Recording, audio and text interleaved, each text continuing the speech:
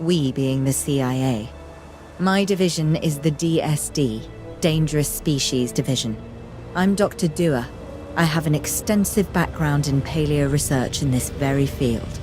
At Jurassic World, and now other locations I'm not at liberty to discuss. However, I have history with many of the people involved here. A poacher camp. What remains of it, anyway. Amateurs.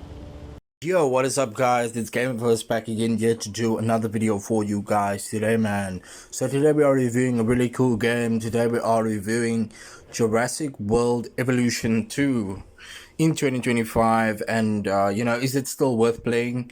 I know the game did release like I think 4 years ago, if I'm not mistaken. I think it released like 4 years ago. And the new one did come out. Jurassic World Evolution 3 just came out. I think like a couple of weeks ago it came out. And I've never been interested in the Jurassic World games. But when I discovered this game, I was surprised. And I was really like surprised and to see that there is like a whole community of gamers playing this game, and it really piqued my interest, and I decided to play Jurassic World Evolution 2. I didn't start with 1, I just started playing 2.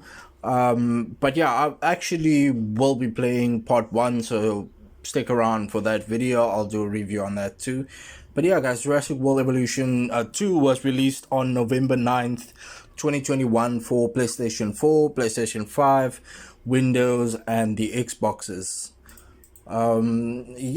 We are gonna do a review today guys, and as you guys know how I do my reviews, I compile a couple of topics, put it in one video, and then at the end of the video hopefully you will decide if you do want to play the game or not, and I will give the game a final score.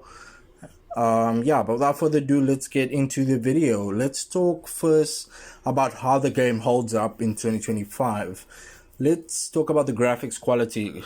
The graphics quality was really good. Actually, it felt really good for 2021 game compared to today's level of graphics. I was playing it on PC, so all footage that you see in this video was recorded on PC.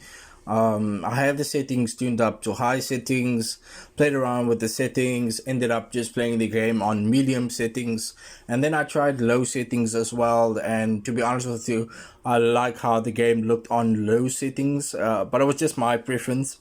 Well, the game actually looks amazing on high settings. Just for performance reasons, I was running it on low, but still I got a really good looking game. And I was playing it at 1080p 1920 by 1080p resolution, still looking really good. The graphics, as you guys can see, very like lush, and the dinosaurs look really realistic, and the fauna and the structures, the buildings, even the people that walk around in your little park or your little or should I say your huge park or your huge site or whatever, looks really good. And ultimately a really good looking game to play. Really looking good compared to today's games actually, and compared to the third one that just came out. The dinosaur animations and the realism looks really good. It performed really good on PC. Just a couple of crashes. I did run into like 3 crashes that occurred when I started playing the game, but then when I realized after playing it for a long time, it started to not do that anymore, and it gave me a solid 60 frames per second up to like 80-90 frames per second, depending on my settings, and of course depending on the game. There was 0 bugs, to be honest with you, no glitches or anything like that. The game was super stable, other than the crashes which occurred 3 times on PC for me. I don't know how the performance goes on console, but I did check out a couple of videos, and the game looks really good on console. Compared to PC, it does still look really good and very identical, and the performance also looks good. People are getting solid frames per second and 0 crashes on console, and the game is super stable. But yeah, on PC, I just experienced the few crashes. Other than that, the game looks and performs really good. Yeah, next I do want to talk about the current state of gameplay. What kind of gameplay you can expect in the game. The game combines a whole lot of features like park management, the sandbox mode, which appeals to the compared story mode, the AI behavior for the dinosaurs and the guests, quality of life improvements since the game has launched. We are now in 2025. The game is about 4 years old. 5 or 4 years old, and the park management in the game is really cool. There's a lot of things that you have to manage, like power. You got to manage a lot of things in the game. So yeah, I mean the sandbox features and the park management features make the game really cool. It won't appeal to you at first when you just boot up the game and see all of these things that you need to do. Ultimately, the game is a construction and management simulator, with you being the head of the park and managing the dinosaurs, managing the way the park operates, managing the guests. The game has different modes, and the first mode is the campaign mode, where you play through a particular set of scenarios that occur, and you gotta basically do Jurassic Park things. You gotta manage the park, manage the dinosaurs, manage your scientists, and all of these things. There's a lot of depth when it comes to this game's particular gameplay mechanics, and that is very, very cool. I really appreciated that. So you've got the campaign, and then you also have got chaos theory mode, which is more of like a shorter version of the campaign, but more of like based on the movies, based on the Jurassic Park movies, and it is a particular set of missions that occurs in chaos theory, and you have to run the park and make sure things don't get out of hand, make sure dinosaurs don't escape, blah blah blah. And some really cool features in the chaos 3D mode, and it expands the campaign a little bit to a certain extent. So you've got the campaign, you've got the chaos theory, and then you also have challenge mode. With challenge mode, you get to take things of the campaign and chaos theory, and you basically get to challenge yourself by facing these challenges. So such as the game says, challenge mode. And yeah, so you've got challenge mode, and then you also have the more open world sandbox type of thing, where you run a particular park and you pick where you want the park to be. There's a lot of maps that you can choose from. I think there's about 10 maps or 12 maps that you can choose from. So you choose a map, and then you create your... So yeah, 12 cool maps to choose from. Canada, California, and the map that I'm currently playing sandbox on is Philadelphia. No, sorry, Pennsylvania, which is a really cool type of like autumn type of map. And yeah, I've only played the sandbox mode once after completing the campaign and the chaos theory. And I tried challenge mode out, but I didn't really enjoy the challenge mode that much. But yeah, the sandbox mode really appealed to me because of the freedom that you have running the park, creating all of these cool features for your park, and managing the dinosaurs, and that was really cool. And those are the modes that you get with Jurassic World Evolution 2. The quality of life improvements since launch, I cannot really assess to that because I didn't play the game at launch. But there are some really cool things that are added. There's some really cool features with the gameplay.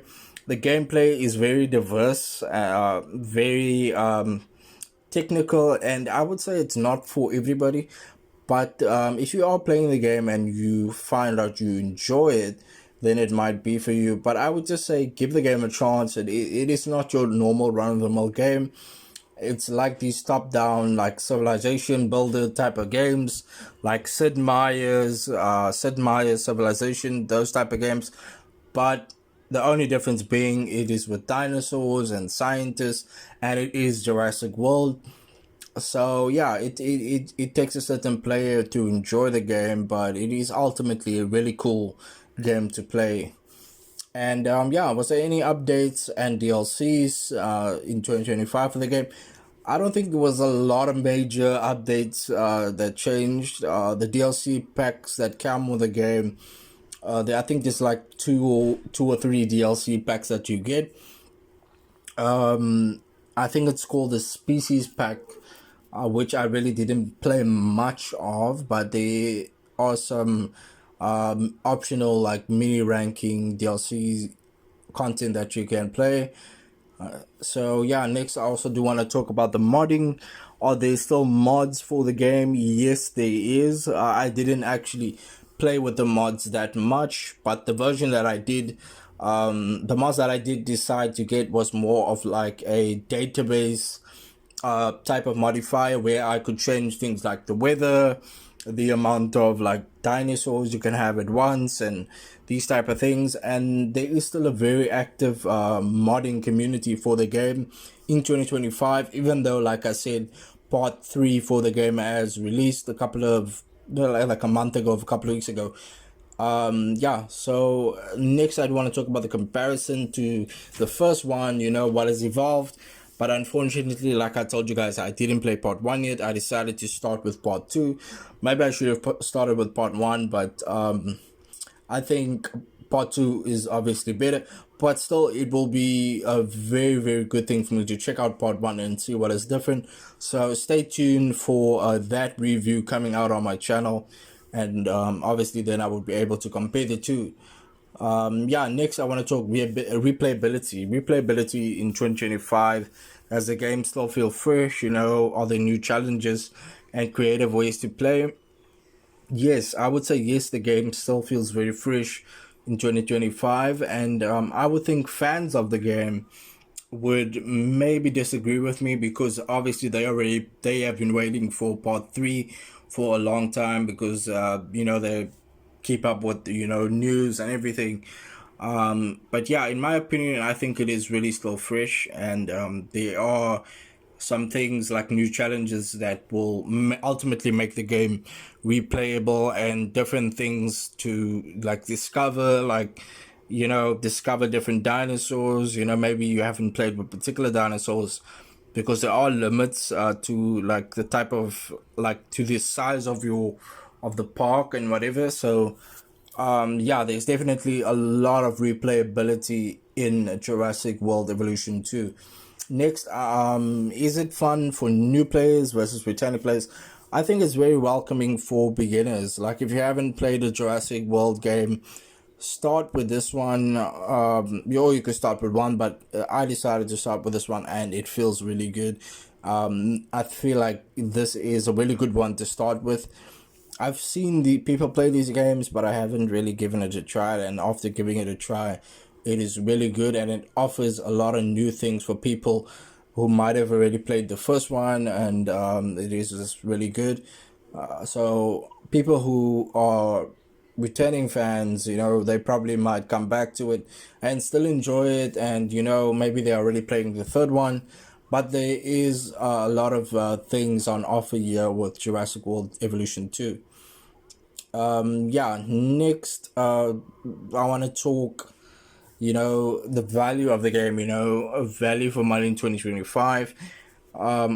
Is the game ultimately worth it? Is the DLC bundles worth it? Are there any discounts? Currently, I think there is discounts for the game on Steam.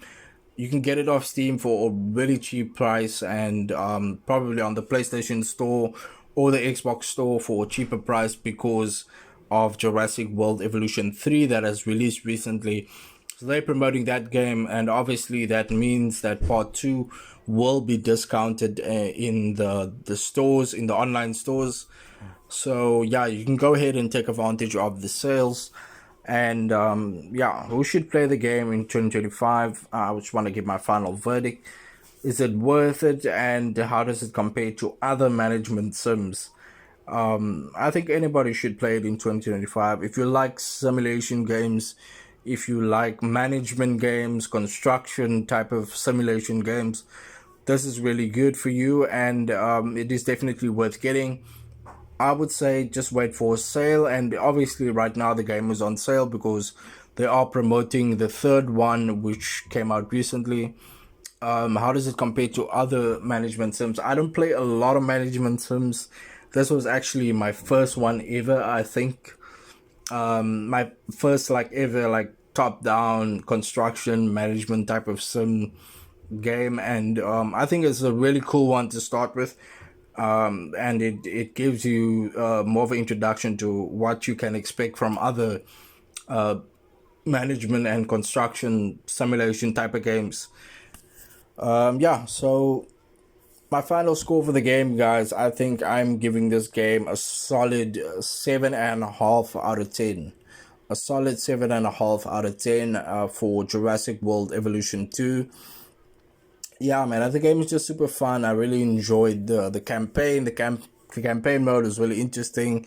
Getting to feel like you are kind of like in the movies, and you are the one constructing everything, and you are the one in there, and you know, you're the one working with the dinosaurs. Really, really cool. And the chaos theory mode is really cool too, because it kind of gives you the feeling of the movies, the old movies and everything, even the more recent you know, like Rebirth and those. And the actors that they use to voice act are the exact actors from the movies, which is really cool. So that is a really cool wow factor already. Even if you don't like these type of games, that is really cool wow factor. That should be enough for you to go ahead and check it out for yourself. But I don't want to keep rambling, guys. That is my final score for Jurassic World Evolution 2. And yeah, let me know if you enjoyed this video, guys. If you are planning to play the game, let me know below. I would like to hear from you guys. Let me know what you think about it, if you have played it, if you're already playing part 3, anything you want to talk about, just let me know below. Like the video, guys, and of course subscribe to my channel for some more awesome reviews and some awesome gaming videos like this. And of course, guys, as you know, I have been Gamerverse, and of course I will see you guys in another video.